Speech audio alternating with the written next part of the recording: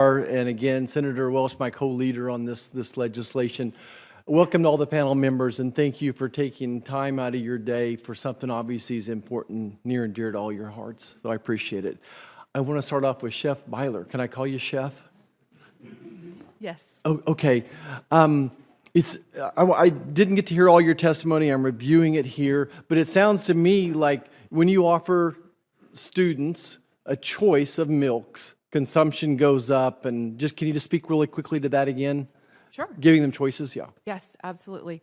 The milk that we were ordering increased by 50%, and the waste decreased by 95% during the trial year that we did.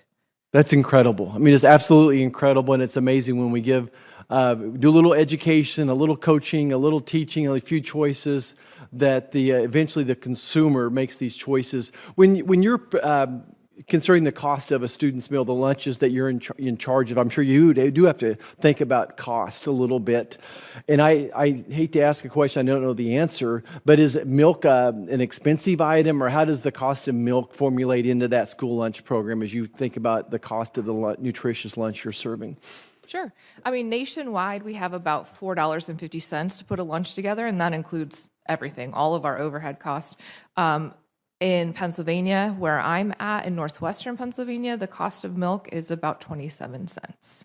So for a carton? Correct. Okay. Yes. So I just remember again growing up, like Peter said, at 10 o'clock every morning, the milk lady came in, and they were a nickel, and I got a dime. I had a dime to spend on them, and had an extra milk ticket to punch at lunch because my parents wanted me to have extra milk, and I still credit milk to so many great things as well. What is your advice to us that we're missing so far as we try to bring, in my opinion, whole milk back to the school?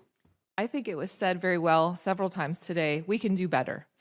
I think if we just bring back the milk choice to schools, we would see a huge increase in consumption, a huge decrease in waste, and satisfaction for our students would be through the roof. And one of those choices would be whole milk. Absolutely. Right, as well. So, Dr. Ayub, I want to talk to you a second. So I'm the OB, I got to bring the baby in. You're a pediatrician, right? I'm not a medical doctor, I'm a doctor of nutrition. Of nutrition. For some reason, I thought you were in pediatrics. Don't know where I got that.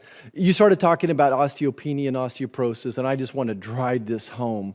There's just nothing more frustrating, challenging in my life when an elderly woman has osteoporosis and her vertebrae have collapsed. And really, I mean, they're in horrible pain, they're in the emergency room, and it's not like it's not like replacing a hip. I can't go in there and help those folks out. So just speak a little bit more what you're seeing clinically when it comes to osteopenia and porosis, and how important it is that you reach your maximum density around 26, 28, and then it's downhill from there unless you're taking some pretty aggressive medications. I can tell you, I mean, since my clinic deals mostly with kids, but I see what happens with their parents who grew up, who were young parents who did not grow up and with drinking a lot of milk, and they do suffer. They do pay the price, and knee problems, hip problems, etc.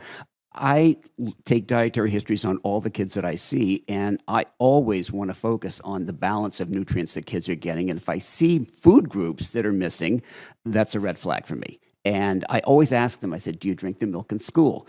And I want to find out why. And they say, well, I don't like it, okay? And I know what kind of milk is offered. It's skimming 1%.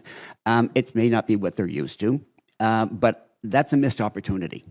You know, that's just a missed opportunity. Now, some kids will drink the milk fine, and I'm not worried about taking away options. I just want to make sure that the full spread of options is there so that kids can get the milk that they want and they can actually drink the entire carton of it. Yeah, I meant to ask Chef Byler what the options were at school these days, but I still want to sugar sodas aren't just neutral.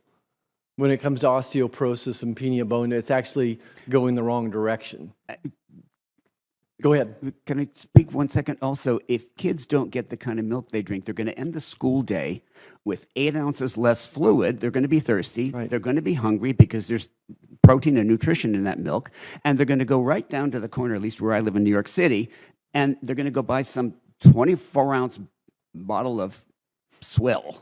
Okay, it's basically sugar Yeah, water. because and- milk is what, is it 80% water, 90%? Yeah, I forget. but they're going to a bottle of something. Something to get hydrated. That's going to have, first of all, more sugar than they're getting an entire week in school. But even then, it's got no nutrition in it, and that's losing. Yeah, but I emphasize, though, soda isn't just, you don't lose the benefits of milk. It's actually, soda is really hard on your bones. Is that right, Chef Byler?